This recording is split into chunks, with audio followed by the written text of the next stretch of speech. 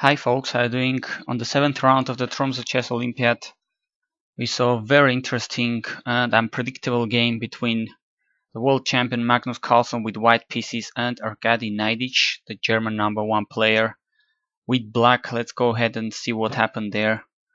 Magnus went on to play 1d4 and allowed the Nimzo-Indian defense. And this time he chose knight f3, the Kasparov variation, which can transpose into a zillion things. And there are a number of ways for black to react to this. Naiditsch chose a very principled c5 move. Now g3 is the main idea in these variations. Normally white fianchettos his light square bishop. Black castles, bishop to g2, c takes, knight takes, d5. This is of course heavy theory, almost thousands, 3,000 games almost on this line, so absolutely very well known position this one.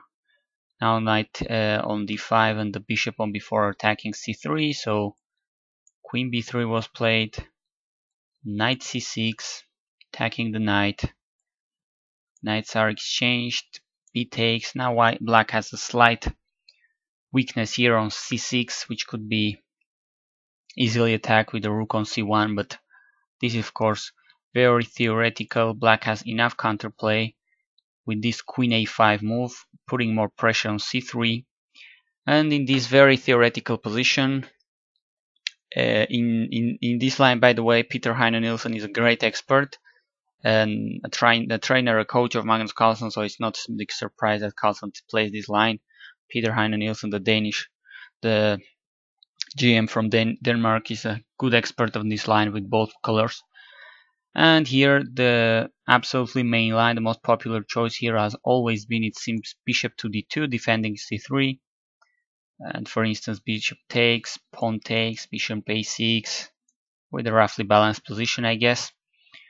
But Carlsen tries here another move which has been very rarely played. Knight to e4, just getting away from that c3 dangerous square. Naiditsch attacks e2 as he would do in the main line. Queen to c2. And this is not only defending e2, but also has the poisoned idea of trying to checkmate black with knight g5. So Naiditsch just stops any ideas of that, gives his room some space with h6, stopping knight g5 ideas. Now a3 was played, bishop back. Carlsen plays a little expansion moves on the queen side, queen to b5, and now this pawn is attacked by two pieces, so rook e1 defending. Black offers a queen exchange here, which Carlsen refuses so far, queen to b2. And here c5 is kind of natural move, although so we're gonna see there are some tactical complications here. Carlsen, after thinking for a while, he chose to take there with the knight. This is a kind of a pawn sacrifice, and black gets certainly some initiative, some activity in exchange for it. Basically with the move bishop f6, which is what Naiditsch plays right away, pinning the queen and the rook on the dark square diagonal. Carlsen goes to a2, but don't be fooled here, taking on a1 would be a serious mistake.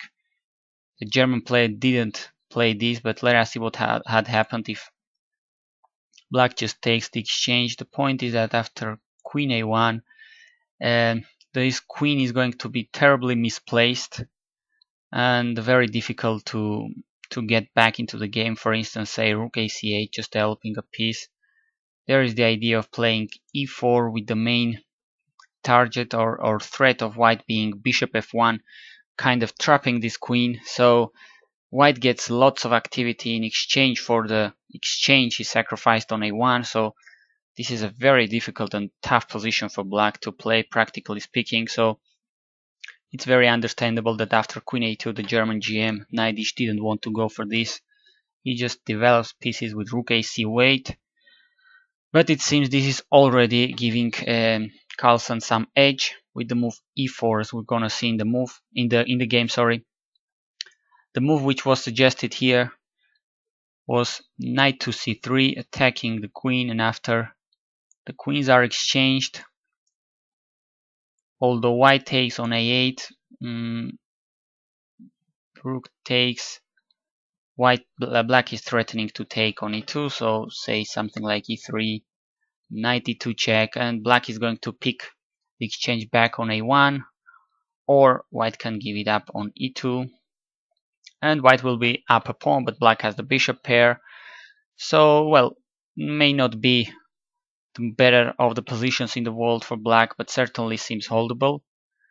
Of course, Magnus Carlsen would be torturing Naiditsch here for hours, but it seems that there is a slight difference in the move order, playing rook ac8 first, because now after e4, knight c3, something very similar happens.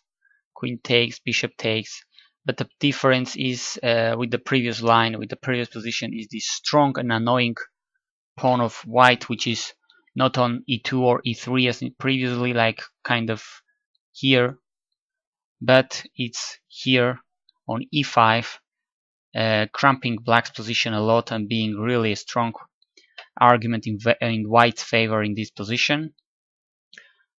Now bishop d2, knight check, king to h1, of course, knight d4, rook ac1, and this is the kind of position Carlsen, just enjoys, being up a pawn with almost zero risk, and he can torture his opponent trying to win this game for hours. He loves endgames. This is Magnus Carlsen at his best. Bishop d5.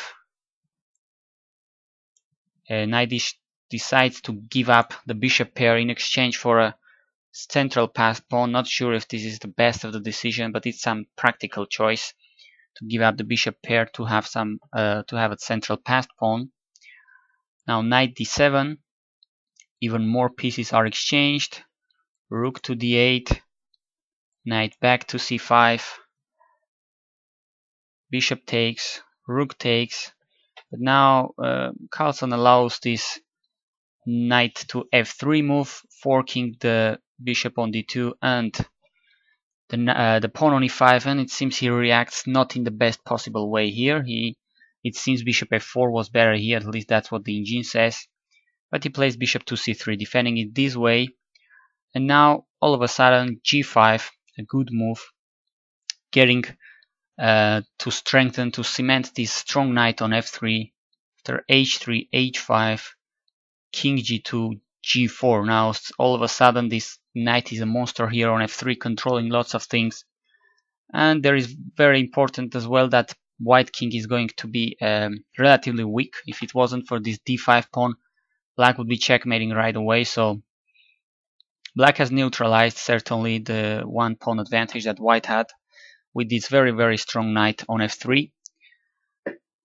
Carlsen plays b5, rook d7, and after rook c8 check, king h7, all of a sudden it seems he lost his advantage, his initiative, and goes really on to lose all the possibilities he had to have serious chances of winning here. Bishop a5, black keeps pushing his pawn. This is a monstrous pawn now, just willing to get here and very easily outplay white. So Carlsen takes some measures. He exchanges here, and as he considers that rooks must be exchanged because his rook is black rook is much stronger, just supporting black king pawn to go forward. He wants to exchange black's strong rook for his relatively weak rook, and he decides that after that exchange, this e5 pawn is going to be lost anyway, so he decides to give it up this way with e6. He gives the pawn back, f takes, rook c7 he plays, rook takes, bishop takes, and now the material equality is back, but the point is that black has a very strong passed pawn here on d file and a really strong knight on f3, which is kind of cramping black king and really defending lots of squares on the center. d3 is what logically black plays, and white king must hurry to stop that. Knight d4, we have an octopus knight here, defending lots of squares. This is a visual demonstration of how strong a knight is in the center, controlling almost everything in the board right now. King to e1, and the knight takes on b5, forking bishop, forking the pawn, bishop b8, knight takes a3. Here Carlsen could choose which pawn is going to take, the a7 one or the d pawn, and he chose to take the d pawn with king d2. But now this pawn is running, of course. a5, king takes d3, black kings comes near, king to e4, and it seems this was a mistake by Magnus here, going to e4 although it looks kind of a natural move. The line offered by my engine to keep really heavy resistance here is bishop to d6, attacking the knight, knight b5, bishop to f4, king f5, then try to get in with the king to the queen side, say knight a7, bishop c7 attacking the pawn, knight c6, king to c5, always attacking this pawn on the queen side. And after knight e5, finally white is able to take this a pawn, although black is getting the f2 pawn, but at least it seems it's not such a hopeless position for white. Then after king e4, now black's plan is straightforward. He keeps pushing his a pawn, bishop goes to e5, but now knight c4. Of course, white cannot allow the pieces to be exchanged because that would be automatically a resignable position. So bishop goes to c3, a3, Naiditsch keeps pushing his a pawn, king to f4, king h5 protecting, and in an already very tough position, arguably a lost one, Carlsen makes it even easier for black. It seems he plays f3, and black plays this intermediate e5 check. So once again, exchanging pieces would be 0-1 automatically for black. So knight, the king must go somewhere. So king e4, and now a check. King goes back, and king g5. The problem for white is that he doesn't have useful moves, and black is slowly getting in. Carlsen takes on g4, but now very nice move e4, defending these light squares, making it almost impossible for white king to go forward to keep a good position. The knight is defending the pawn, so this is game over. Although Carlsen played some moves, king d2, knight to b5 attacking the bishop, it went to e5, and now finally black takes on g4, king e3 attacks e4, so king to f5, bishop back to a1, knight d6, very nice move, once again defending the e pawn and making it possible for the black king to leave the protection of the e pawn and take the g pawn, for instance. King to d2, king to g4, Carlsen keeps putting the king on e3, a2, black is in no hurry as white cannot do almost anything, just sit and wait. Bishop c3, king takes g3, bishop back to a1, king g4, and after king d2 and king f3, this pawn is marching. White is never stopping both of these a and e pawn. And finally Magnus Carlsen, after 62 moves, he just resigned, stopped the clock, and lost his first game of this Tromsø Chess Olympiad in Norway. Really sensational win by Naiditsch, just in the style of the own Magnus Carlsen, outplaying white in a long and a very technical endgame. Thanks.